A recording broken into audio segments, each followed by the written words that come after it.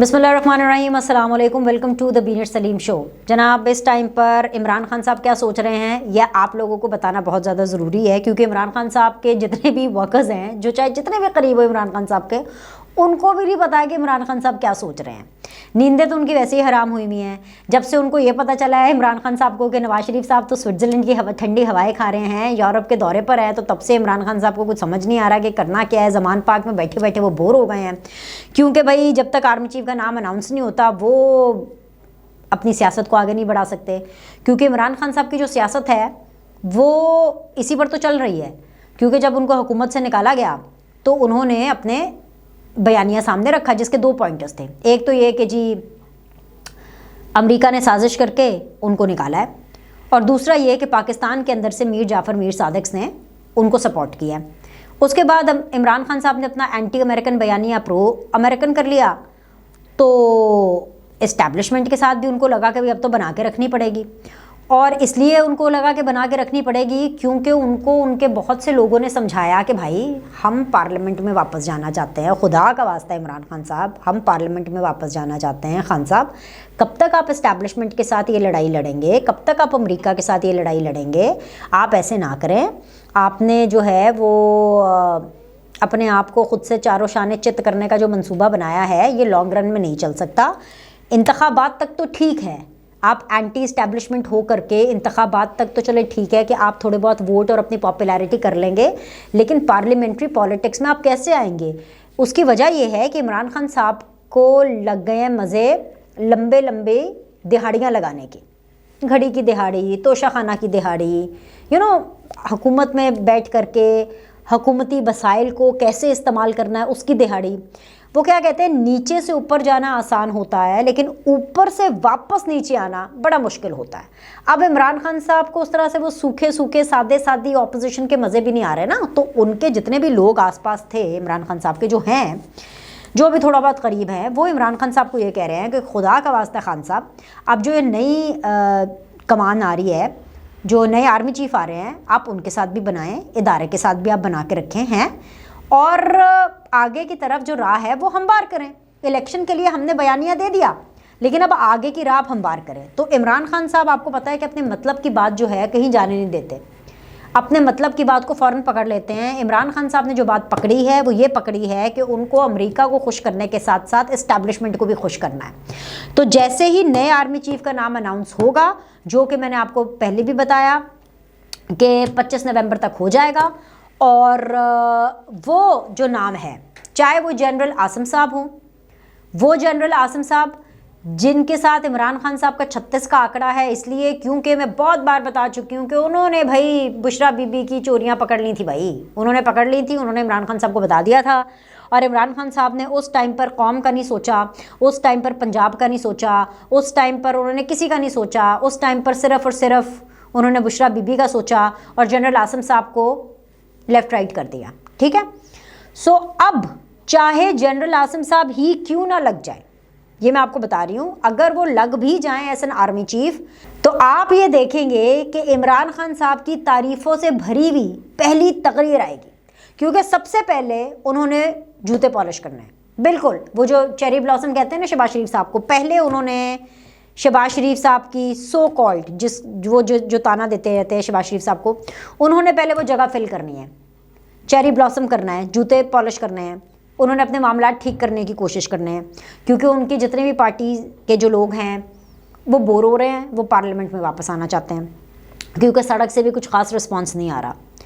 और उसकी वजह ये है कि भाई इमरान खान साहब जो हैं वो नई इस्टेब्लिशमेंट की जो भी आपकी कमान आएगी, यानी जो आपके आर्मी चीफ होंगे, उनके साथ पहले बनाने की कोशिश करेंगे, और इसकी राह उन्होंने हमवार करना शुरू कर दी है। कल मैं आपको याद कराना चाहूँगी, कल, ज़्यादा दूर नहीं जाना, सिर्फ कल ही, कल इमरान खान साहब ने एक तकरीर में ये अनाउंस किया कि भाई जो PDM की हुकूमत है, जो सारी हुकूमत है, वो मुझे मुज़ाकरात की दावत दे रही है।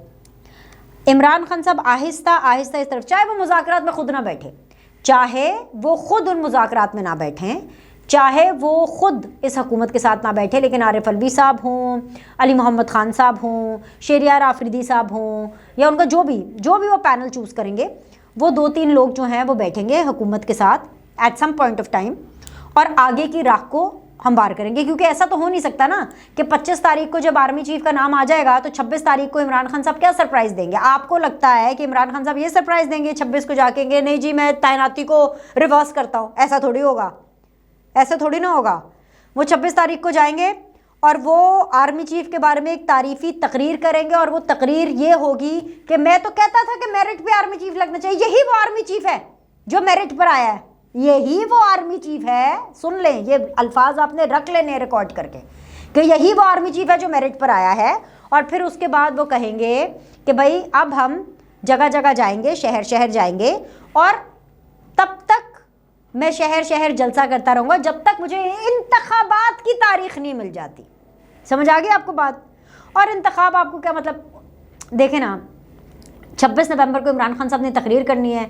दिसंबर, जनवरी, फरवरी, मार्च, अप्रैल, मई, जून, ये 6 महीने के बाद उन्होंने इंतखाबात की डेट दे देनी है। क्योंकि इस हुकूमत ने बजट तो दे रहा है ना, बजट तो निगरान हुकूमत को वो नहीं देना चाहेंगे। ये हुकूमत अपना बजट अनाउंस करेगी और उसके बाद इलेक्शंस के अंदर चली जाएगी, ठीक है।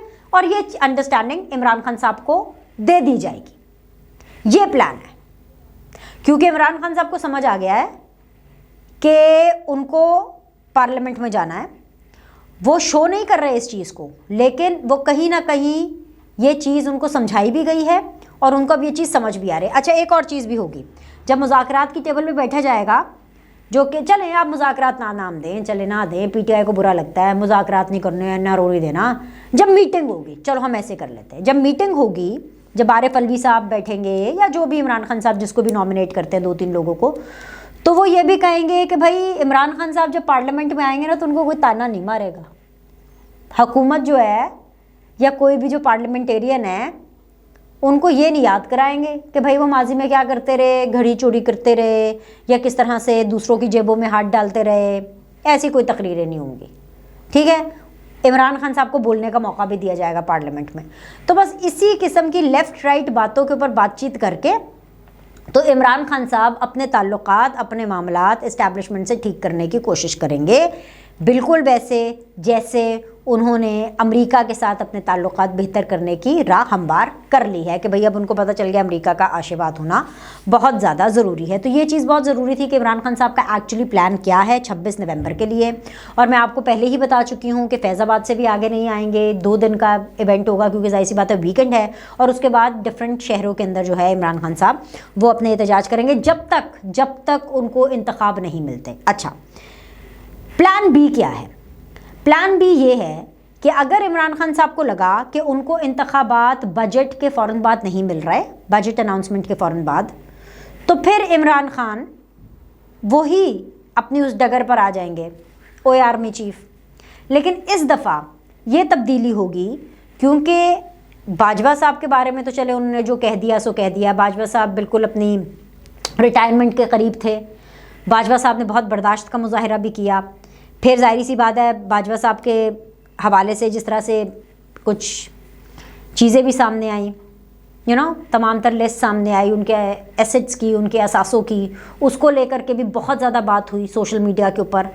बहुत ज़्यादा ताने भी उनके ऊपर बरसाए गए। और अच्छा, ये एक अलग डिबेट है, होना चाहिए नहीं होना चाहिए, इसका क्या रूल होना चाहिए। लेकिन पाकिस्तान में इससे पहले क्या होता रहा है कि स्कैंडल्स आते थे, जैसे कि पापा जॉन्स वाली बात आई, याद है ना, पिज़्ज़ा बड़ा फेमस हो गया था। ये सारी बातें या इस तरह की बातें तब आती थीं जब एक शख्स रिटायर हो जाता था या जब वो ओहदे पर नहीं रहता था। यानी परवेज़ मुशर्रफ साहब के बारे में बहुत सी ऐसी बातें, उनके सोर्स ऑफ इनकम और उनके एसेट्स के बारे में पता चली जब वो मुल्क के प्रेसिडेंट नहीं थे और जब वो चीफ ऑफ आर्मी स्टाफ नहीं थे। लेकिन बाजवा साहब के बारे में ये जो तमाम तर मामलात आए हैं, अहमद नूरानी साहब है, उनकी एक फैक्ट फाइंडिंग कंपनी है और उनका एक काम है कि वो इन्वेस्टिगेशंस करते हैं, वहाँ से बेसिकली निकले। और फिर खैर उसके बाद ये भी शिकायतें बहुत सी आना शुरू हो गई कि ज़ाहिर बात है उसकी जो वेबसाइट है वो बहुत से लोगों की एक्सेस से दूर हो गई। और फिर इसके ऊपर हमने देखा कि बहुत से लोगों का रिएक्शन आया। मतलब इसाद डार साहब जो कि eight many point of times वो ऐसे डिप्टी प्राइम मिनिस्टर भी अपना किरदार अदा करते हुए नज़र आते हैं, उन्होंने भी मतलब इसकी कंडेमिनेशन की कि इस तरह से नहीं होना चाहिए। लेकिन हाँ, वेबसाइट को बंद नहीं करना चाहिए। एक्सेस टू इन्फॉर्मेशन हर एक के लिए होना चाहिए, लेकिन कहीं ना कहीं जो बारीक चीज़, जो बेसिक लाइन है वो ये है कि बाजवा साहब के बारे में जो भी चीज़ें आई, जब वो एज एन आर्मी चीफ तैनात भी हुए तो तब उनके सेक्ट को लेकर के या उनके बारे में ये बातें की गई कि उनका ताल्लुक शायद एक स्पेसिफिक सेक्ट से है, जिसने भी की कि सेक्टेरियनिज्म या एक रिलीजियस एलिमेंट उनके साथ एक जोड़ा गया। और अब जब वो जा रहे थे तो उनके एसेट्स के हवाले से कि किस तरीके से उनके फाइनेंशियल गेन्स इतने ज़्यादा बढ़ गए। सो ये अपने आप में एक पहली एग्जांपल है कि एक आर्मी चीफ जो कि अभी रिटायर नहीं हुआ, and till the moment he is not retired, चाहे मर्जी अलविदाई मुलाकातें करो, he still the army chief of the country and he still the army chief of the army. तो इसको लेकर के ऑब्वियसली जिस तरह से बातें हो रही हैं, तो जो अगले आर्मी चीफ होंगे जो कि इमरान खान साहब के फैज़ाबाद पहुंचने से पहले ही लग जाएंगे, तो इमरान खान साहब पहले उनके साथ बनाने की कोशिश करेंगे और जब उनकी बात नहीं मानी जाएगी तो फिर इमरान खान साहब उस डगर पे शुरू हो जाएंगे कि ओए आर्मी चीफ, और तब उनको एक भारी कीमत चुकानी पड़ेगी, क्योंकि जो नए आर्मी चीफ हैं उन्होंने अपना पूरा tenure with all the respect और डिग्निटी पूरा करना है। तो जब सर्वाइवल की बात आएगी, जब अपनी रेपुटेशन की बात आएगी, तो इमरान खान को कड़े नताइज भुगतना पड़ेंगे। और ये बात इमरान खान साहब को समझाई भी जा रही है उनकी पार्टी के with in the party workers, with in the party members also and otherwise also, वो तमाम लोग जो कि इमरान खान साहब के लिए एक मीडिएशन का किरदार अदा कर रहे हैं, उनकी तरफ से भी समझाई जा रही है। Well anyways the story is कि सिर्फ 2 दिन के अंदर अंदर पाकिस्तान के अंदर आर्मी चीफ भी होंगे, वो चाहे जनरल आसिम हो या कोई भी, इमरान खान साहब उनको कबूल करेंगे। ज़रूरी नहीं है कि इस दफ़ा सिर्फ और सिर्फ इमरान खान साहब को फैज़ याबी की ही हवाएं चाहिए। वो फैज़ाबाद में बैठेंगे ज़रूर आके, लेकिन ज़रूरी नहीं है कि वो फैज़ याबी की हवाओं के मुंतज़िर हो। लाइक करें, सब्सक्राइब करें। आपसे अगली वीडियो में मुलाकात करते हैं।